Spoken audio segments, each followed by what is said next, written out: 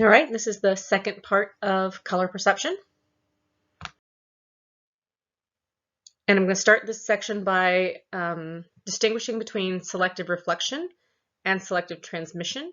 And usually when we're talking about what we perceive of colors in the world, what we are perceiving or the colors of objects, it's mostly determined by the wavelengths that are being reflected by the object. So some of the wavelengths are being absorbed and other wavelengths are being reflected. And it's the wavelengths that are being reflected that influence the color that we perceive. And it's important to distinguish between chromatic colors or hues, which I'll try to call hues, but I tend to call them colors, but they are different than achromatic colors, where the chromatic colors are what we perceive as, the colors, the Roy G. Biv, red, orange, yellow, green, blue, indigo, violet, and so forth. All of those other colors that we talk about are really hues, where some wavelengths are being reflected more than others. Some wavelengths are being absorbed more than others, and that is selective reflection. That is, again, our perception of the hues. Achromatic colors occur, so when we get from black to different shades of gray to white, those are achromatic colors, or colors without color, really, it's chroma. But that is when whatever illuminant is beaming down on an object, it's reflected similarly across the full spectrum. And I'm going to show some reflectance curves to make all this a little bit more tangible. So I think the reflectance curves make this all make more sense in my head. So that's why I go through all of these. So I'm going to go through all of these. If we look at a tomato that's nice and red, it's going to be reflecting those longer wavelengths, especially up above about 600, 610, 620 nanometers. If we look at a yellow pigment, it's going to be reflecting quite a bit more of the spectrum than that. Usually and most likely, this is one example. There's going to be a mix. It's not going to be what would be the rainbow yellow would be a single wavelength being reflected at right around 570, let's say, 580 nanometers. But what's happening is we're reflecting those medium and long wavelengths as the yellow pigment, and then not so much the short wavelengths. Green pigment is going to have its peak. It's going to reflect the most at 500 nanometers, and it's going to have some other wavelengths being reflected right around that, but not so much of the really short and not really any of the really long wavelengths. And then the blue pigment is going to be reflecting short wavelengths and not really the medium and longer wavelengths at all, so that we can get down to the blue. And if you'll notice the achromatic colors, so we compare black to gray to white there, the black is absorbing most of the wavelengths and reflecting very little, but reflecting about the same amount across the electromagnetic spectrum. A gray card, as we're getting into lighter and lighter shades of gray, we're going to move that percentage of what's being reflected up and up and up, and again, about evenly across the spectrum. And white paper is going to be reflecting a great deal, probably something like 80%, 85%, 90% of the light, but it's going to be, again, across the entire electromagnetic spectrum.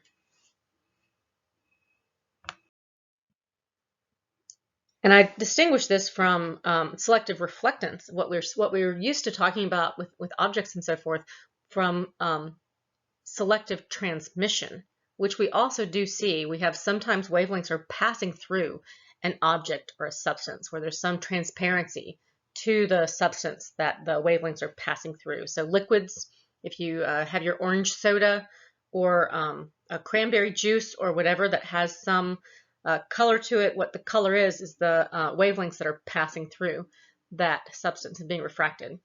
And then plastics, glass, I always like to pick up sea glass, so whether it's green or brown or whatever color the glass is, that is wavelengths that are passing through that substance. And usually I do a short little thing with demo kind of thing with color, where we get small bottles of water that I keep reusing the bottles and then filling them with water, and then students will use food coloring to create colors.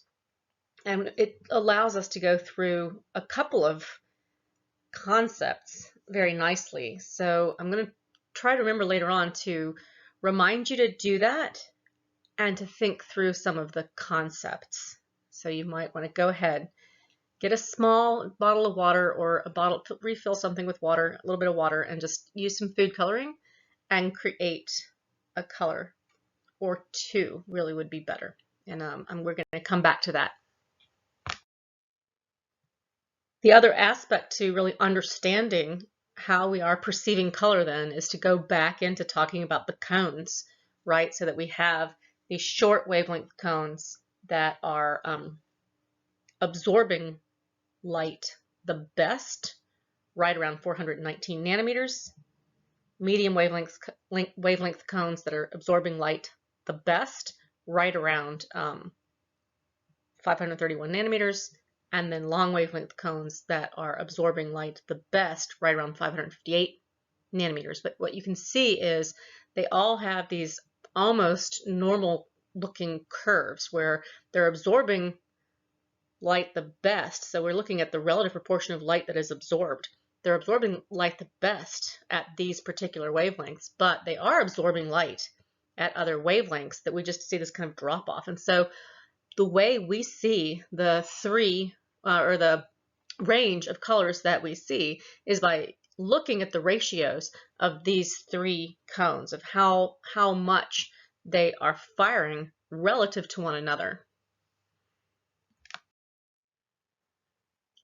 Additional concepts that I need to distinguish are subtractive color mixing and additive color mixing.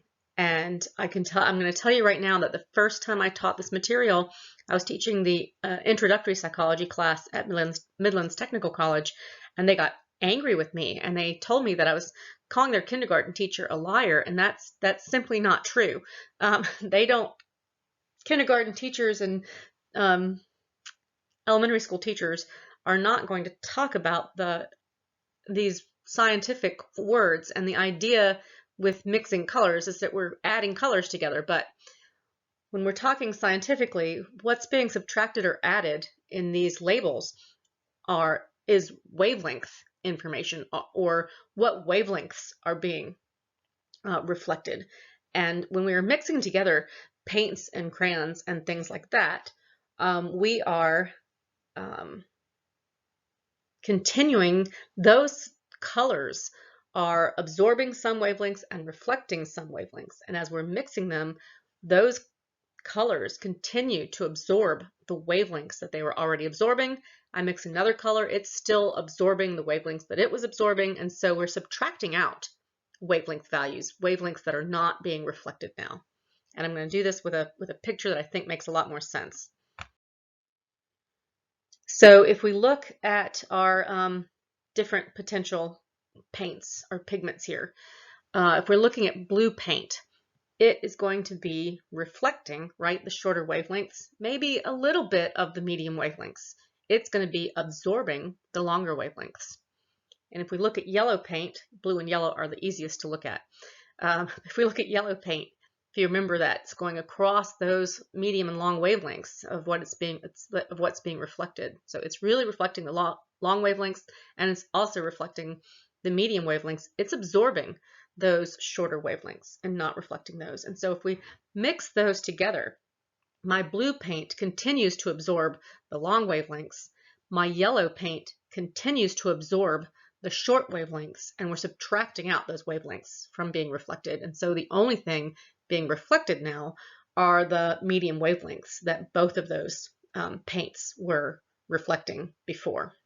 So the only thing being reflected is what's common. Everything else that was being absorbed is subtracted out from what's being reflected. When we talk about additive color mixing, again, we're talking about the wavelengths that are being reflected. And so the easiest way to look at it is with theater lights. I'm going to look at a picture in a second that hopefully helps. But if we overlay theater lights, then everything that I'm reflecting with one light, I overlap that some with another light, that everything that it's reflecting, we both continue to reflect everything we were reflecting before. So we're adding together the wavelengths that are reflected. And in additive color mixing, complementary colors mix to an achromatic color. And I'm going to use blue and yellow again, as those are complementary colors. And I've also had students complain about the word complementary. Again, this is not about what the words that we would use in art. These are the words that we're going to use in science. And when we're saying they're complementary, we're going to continue to talk about these colors and what that means. But blue and yellow are complementary colors. And so if I take a yellow light with everything it's reflecting and I overlay it with a blue light and everything it's reflecting, I'm going to see a white light as we get to the achromatic color. Again, this is theodolites, and that's actually occurring out in the world. But if we look at something like the way old TVs work and the way they have these little dots, that if you look really close at the TV at a particular point in the TV, it's going to look like little dots. Pointillism, that kind of art, uses the same kind of additive color mixing, where the mix is in the mind. The mix is happening as it's going through neural processing, really. And tapestries do this same kind of thing. And I'm going to show first an example to discuss this with theodolites, and then I'm going to show some examples from pointillism, because that's the best easiest thing to talk about from slides. So if I look at my theodolites and what they are reflecting, and we're going to go back to the blue and yellow, which we just saw with the paints, and I might say that the blue is reflecting short wavelengths. I might say short and a little bit of medium, but whichever. It doesn't really matter where exactly that is. But my blue is down at the short wavelengths end of the spectrum. My yellow light is reflecting medium and long wavelengths. And so when I overlay those, I add to the wavelengths that are being reflected from both of those. So now short, medium, and long wavelengths are being reflected. And that's, again, going that across the electromagnetic spectrum in these complementary colors, and now I get to an achromatic color, which is white light. When we look at pointillism, the mix is in the mind. I took these slides, some of these pictures, from Dr. Robin Morris. One of my students looked up this picture. I've never figured out the artist, and when he looked it up, it looked like it was actually a picture that was not a pointillist painting, but was manipulated with technology to create this. But so what we're seeing here, it looks like a very pale-faced Japanese woman. We're going to see how this is created with tiny dots, and that we are putting that information together to create this perceptual experience. And I never know exactly how this is going to work, but usually on the screen, it's really easy to tell, and I can see it on my laptop, and I hope that you can make this full screen and see that. So what we're seeing is a pale-faced Japanese woman in the previous picture, and you'll have to move back the video because I usually go back and forth a bit here. But she is made up of, you can see some of these really quite dark purple dots on her face. But when we move away from it, we don't see the little dots that are making up her face. It gets mixed in the mind to create a coherent perception of the lighter color, and it's really we're adding together those wavelengths that are the little dots. So another example of a pointillist painting that I had to include, because this one I know, and I know that it's gorgeous. This is a Sunday afternoon on the island of La Grande Jatte. It was created somewhere between 1884 and 86, and this is a painting by Georges Seurat. If you've seen Ferris Bueller's Day Off, you'll see this painting in a movie where they move up close to it. But if you get to go ever to the Art Institute in Chicago, this is a gorgeous painting to see, and it's really quite moving. This is huge. it would probably take up one of my entire walls, and it is created of little dots. And so what I'm showing here, you cannot tell that at all because it's so tiny. But even in the movie, they move up close to it where you can see there's a boy crying a little bit farther back on the left, behind those people with their dog that are kind of in the front, and or his mouth is open. It looks like he's crying, and they close in on that face, and it's just made up of all these little dots. And if you think about him creating this huge painting of all those little dots, it must have taken forever. And it's a beautiful, very moving kind of painting. But again, when you move off from it, you can't tell that at all. The mix is in the mind, and there are lighter colors. It appears lighter than if you're right up on top of the painting. You'll see these darker dots. And again, this is like the way television works. This is the way a lot of tapestries work. So if you get to go to a place where you can move off and away from a tapestry and then move toward it, you'll see it really changes in its depth and appearance and its darkness as you move in towards it. Okay, and so for this to work very well at all, you really do need to pause this here. You have plenty of time. I've been ending these with about 55 minutes to an hour, really. So for an hour and 15-minute class, you can pause this for a moment. If you don't have food coloring at your house, that might be something you decide to put on your grocery list next time you go to the store so that you can do this. And I'm sorry, this is something we usually do in class. It's fun. It's different than just sitting there, and it does go through these concepts. And so if you're mixing the food coloring in some water, do that. Think about that for a second. And I usually ask the questions. So is this selective reflectance or selective transmission? And so remember, we're looking through the water. Usually we've gone over these concepts a class period or two before we look at the food coloring, and so we come back to these concepts. But remember, we're looking through a liquid when we're talking about the water, and so that is selective transmission, right? Those are the wavelengths that are passing through. And then I ask, is this subtractive color mixing or is this additive color mixing? You want to think that through for a moment of what you think. Usually people say additive color mixing because we think of just mixing colors together as adding colors. But remember, when I'm doing additive color mixing, things are going to get lighter and lighter because I'm continuing to add to the wavelengths that are being reflected so that we are perceptually experiencing. Subtractive color mixing, things are going to get darker because we're going to continue to subtract out everything that's being absorbed by each of those colors. And so if you look at what happens and then you add, usually what get a lot of people end out with this icky brown color water. Not everybody, but a lot of people have orange or blue or like a light green, but mostly they get that from just using one or two drops of a single color, or just a little tiny bit of red, like a drop of red and then a little bit of yellow.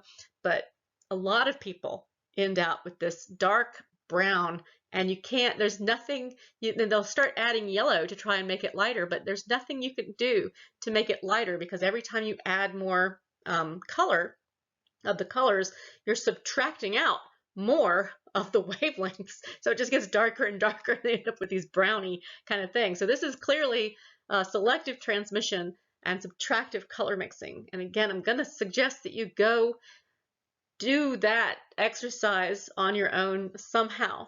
Mix, and if you don't have food coloring and water, and you have anything, if you have paint or anything in your house where you can look at this and ask yourself these questions, they're not going to have the same answers, but almost always what we're doing is subtractive color mixing.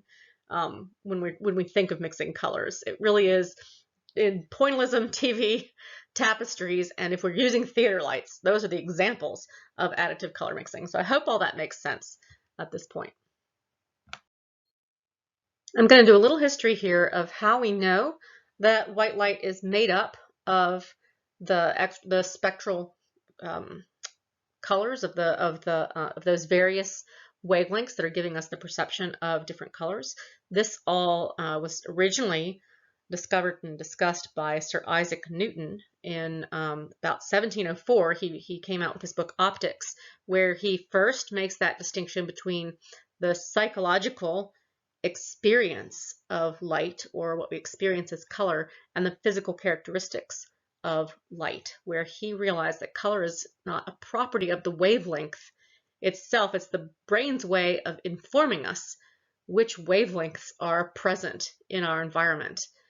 And if you want a funny kind of, when you realize that your idols were really wrong about something, you can read about the color war, quote, the color war between Sir Isaac Newton and Goethe, where Goethe I respect a great deal, but he did not believe Sir Isaac Newton, and complains a lot about this whole idea that white light is made up of these various colors. And so if we look at a prism, we are taking sunlight through the prism, we are going to see that rainbow of colors, the Roy G. Biv, and they will be those sinusoidal waveforms. And how did Newton actually gain evidence of this? Well, he performed this experiment where he allowed white light to come in through, so I have this card-looking thing here with a circle through it, and so that's a circle that's been taken out, and so the white light is coming through just one little area and going into a prism, and we're seeing the rainbow. Well, he took another bunch of cards, or this gives us the a longer ruler looking, but so something where he could punch out holes, but these were little cards, and he moved those along from the red light to the yellow light to the blue and indigo violet, to those lights that those colors that you could see in the prism. And then he allowed just that light to come through after going through the first prism, and then he put that through a second prism. And what you can kind of tell there, I hope, is kind of clear in the picture, that the longer wavelength light is not being refracted or bent quite as much as the medium, the yellow, or the short, which is being bent the most. So this was showing him that these wavelengths had different physical properties. And so again, our psychological experience of color is telling us what wavelengths are out there, and those wavelengths have different physical properties. They have different wavelengths, and we have now I have that at the bottom of the color spectrum, going from about 400, those short wavelengths, about 400 nanometers, to those longer wavelengths of about 700 nanometers. And you can see the different properties by looking at that second set of prisms.